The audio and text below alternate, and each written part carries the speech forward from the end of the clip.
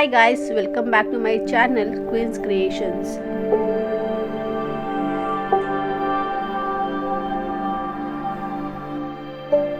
ಇವತ್ತಿನ ವಿಡಿಯೋದಲ್ಲಿ ನಾನು ಪೆಟಲ್ ಥರ ಟಾಸಲ್ ಮಾಡೋದು ಹೇಗೆ ಅಂತ ತಿಳಿಸ್ಕೊಡ್ತಾ ಇದ್ದೀನಿ. ಇದಕ್ಕೆ ನಾವು 4x4 ಇಂಚಸ್ನ ತಗೋಬೇಕಾಗುತ್ತೆ. ಇದು ದೊಡ್ಡದಾಗಿ ಮಾಡೋದ್ರಿಂದ ತುಂಬ ಚೆನ್ನಾಗಿ ಕಾಣಿಸುತ್ತೆ, ಸೇಮ್ ಪೆಟಲ್ ಥರನೇ.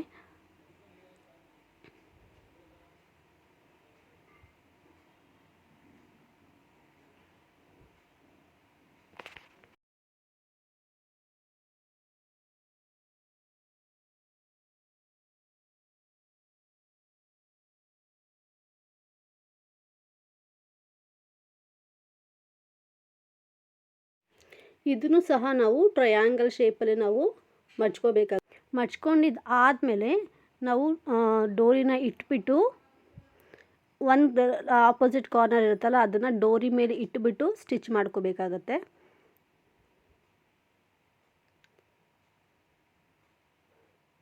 ನೀವು ಸ್ಟಾರ್ಟಿಂಗ್ ಮಾಡಬೇಕಾದ್ರೆ ರಫ್ ಮಾಡ್ಕೊಳ್ಳಿ. ಸೊ ಈ ಥರ ಕ್ರಾಸಾಗಿ ಸ್ಟಿಚ್ ಮಾಡ್ಕೊಂಡ್ಮೇಲೆ ಮತ್ತೆ ಆ ಕಡೆ ಆಪೋಸಿಟ್ ಕಾರ್ನರ್ ಇರುತ್ತಲ್ವ, ಸೊ ಅದನ್ನು ಸಹ ಇಟ್ಕೊಂಡು ನೀವು ಸ್ಟಿಚ್ ಮಾಡ್ಕೋಬೋದು.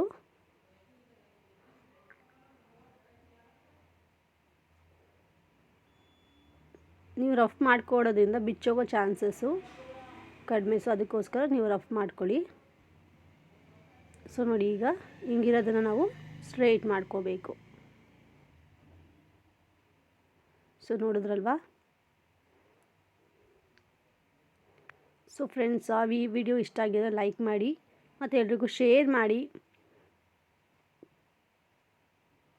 ಮತ್ತು ಸಬ್ಸ್ಕ್ರೈಬ್ ಮಾಡ್ಕೊಳ್ಳಿ ಯಾರು ಹೊಸದಾಗಿ ನನ್ನ ಚಾನಲ್ನ ನೋಡ್ತಿದ್ದೀರೋ.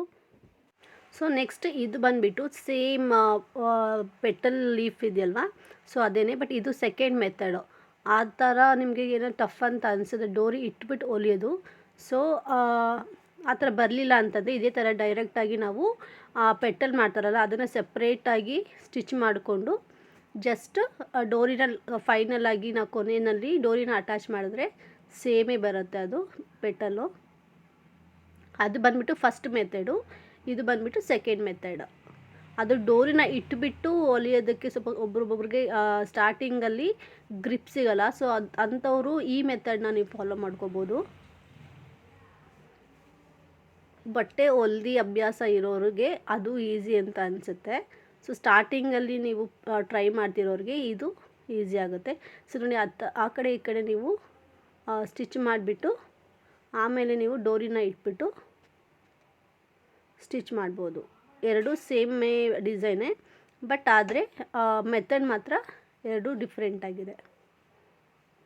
ನಿಮ್ಗೆ ಯಾವ್ದು ಈಸಿ ಅಂತ ಅನಿಸುತ್ತೋ ನೀವು ಆ ಮೆಥಡ್ನ ಯೂಸ್ ಮಾಡಿಕೊಂಡು ಈ ಥರ ಪೆಟಲ್ ಲೀಫ್ನ ಡೋರಿನ ನೀವು ಪ್ರಿಪೇರ್ ಮಾಡ್ಕೋಬೋದು.